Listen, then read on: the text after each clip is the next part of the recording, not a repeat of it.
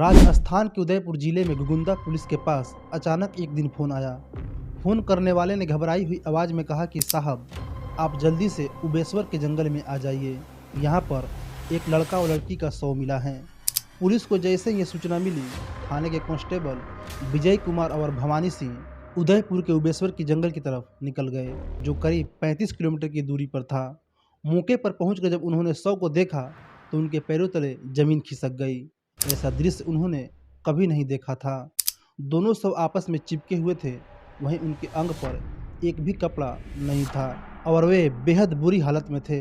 गौर से देखने पर लग रहा था कि इन दोनों की उम्र करीब 30 से 35 साल के बीच रही होगी। मामले की गंभीरता को देखते हुए दोनों कांस्टेबल ने अपने उच्च अधिकारियों को तत्काल इसकी सूचना दी। उस वक्त के तत्कालीन एएसपी कुंदन कुमारिया, थाना प्रभारी योगेश व्यास और एफएसएल की टीम मौके पर पहुंची और जांच शुरू की। खबरों की माने तो जांच में यह सामने आया कि इन्हें फेविक्विक से चिपका कर मारा गया था, और वह भी तब जब यह संबंध बना रहे थे। कहा जा रहा है कि फेविक्विक इतनी ज़्यादा मात्रा में डाला गया कि यह छूट ही नहीं पाए। पुलिस ने जब डेड बॉडी के पास पड़े कपड़ों की जांच की तो युवक के कपड़े से उसका मोबाइल फ़ोन बरामद हुआ, जिसके बाद पुलिस ने मोबाइल में मिले कॉन्टैक्ट को खंगाला और कॉल करने पर पता चला कि यह युवक राहुल है।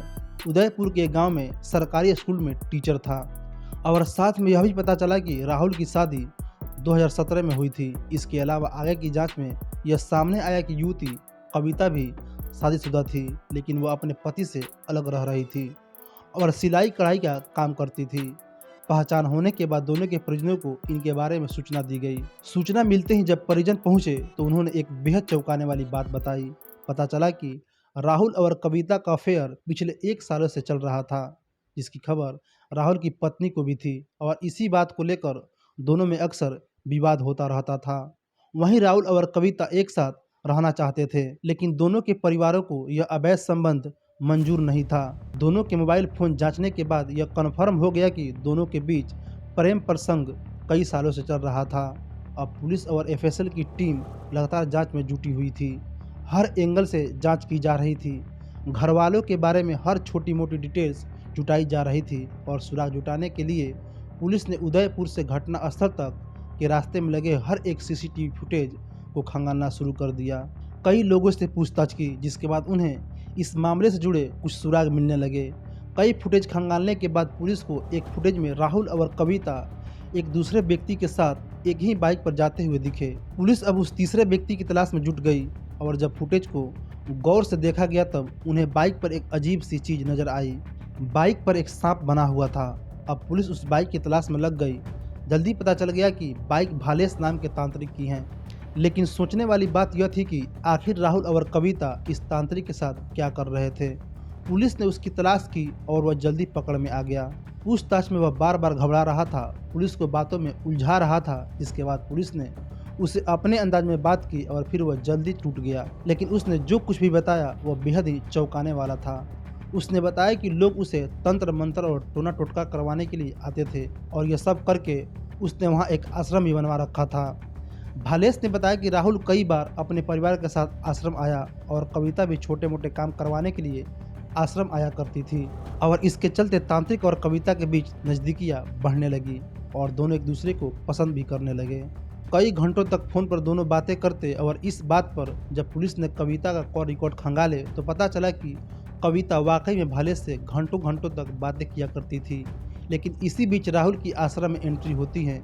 वह भी अपनी कुछ परेशानियां को लेकर तांत्रिक भालेश से मिलने लगा और वहीं पर राहुल की मुलाकात कविता से हुई। कविता जब राहुल से मिली तो वह उसकी ओर आकर्षित हो गई, जिसके चलते उसने भालेश से बातचीत करना कम कर दिया और अब वह मिलने भी नहीं आती थी। वहीं राहुल और कविता आश्रम में आकर घंटों घंटों तक एक दूसरे के साथ बातें किया करते थे और यह सब भालेश की आंखों के सामने हो रहा था। भालेश की आंखों के सामने कविता उससे दूर जा रही थी और यह बात वह बर्दाश्त नहीं कर पा रहा था। वहीं राहुल की पत्नी भी तांत्रिक भालेश से पूजा पाठ करवाने आती थी। तभी एक दिन उसने राहुल की पत्नी को इनके रिश्तों के बारे में बता दिया, जिसकी वजह से राहुल और उसकी पत्नी के बीच झगड़े होने लगे। अब राहुल ने यह बात कविता को बता दिया कि तांत्रिक ने ही उनके रिश्ते के बारे में उसकी पत्नी को बताया है, जिसके चलते उसके घर में अब झगड़े हो रहे हैं। और फिर कविता भालेश को धमकी देने लगी। उसने कहा कि उसका भी उसके साथ अवैध संबंध रहा है और यह बात अगर वह सभी को बता दे तो उसकी छवि पूरी तरह से धूल में मिल जाएगी और वह किसी को मुंह दिखाने का लायक भी नहीं रहेगा। तांत्रिक डर गया कि अगर कविता ने लोगों को बता दिया तो उसका चलता फिरता आश्रम हमेशा हमेशा के लिए बंद हो जाएगा, जिसके बाद उसने चुपचाप रहना ही सही समझा। लेकिन उसके मन में बदले की आग जल रही थी। दूसरी तरफ कविता राहुल से अलग नहीं होना चाहती थी। इसके लिए एक दिन वह तांत्रिक के पास गई और कहा कि कुछ ऐसा करो कि हम दोनों हमेशा हमेशा के लिए एक हो जाए। अब भालेश के मन में बदले की आग तो भड़क ही रही थी। तभी उसे लगा कि यही सुनहरा मौका है।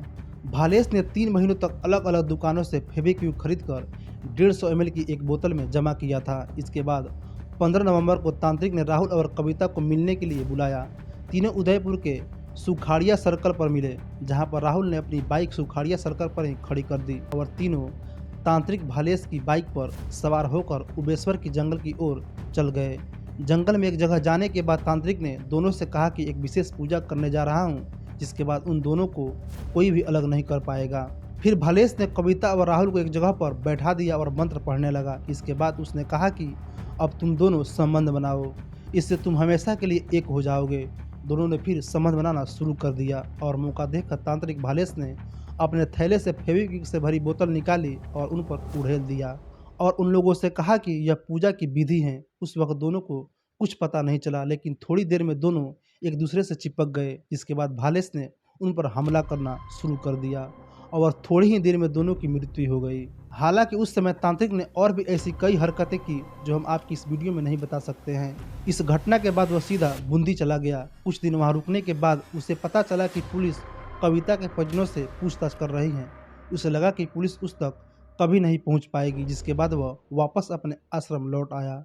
लेकिन फिर कड़ी पूछताछ और सीसीटीवी फुटेज की वजह से उसका सच सामने आ गया, जिसके बाद उसे संबंधित धाराओं के तहत जेल भेज दिया गया। साथियों, इस घटना पर आपका क्या विचार है, हमें कमेंट बॉक्स में जरूर बताइए और नई खबरों के लिए चैनल को सब्सक्राइब करना न भूलें। फिर मिलते हैं साथियों एक नए वीडियो के साथ, तब तक के लिए धन्यवाद।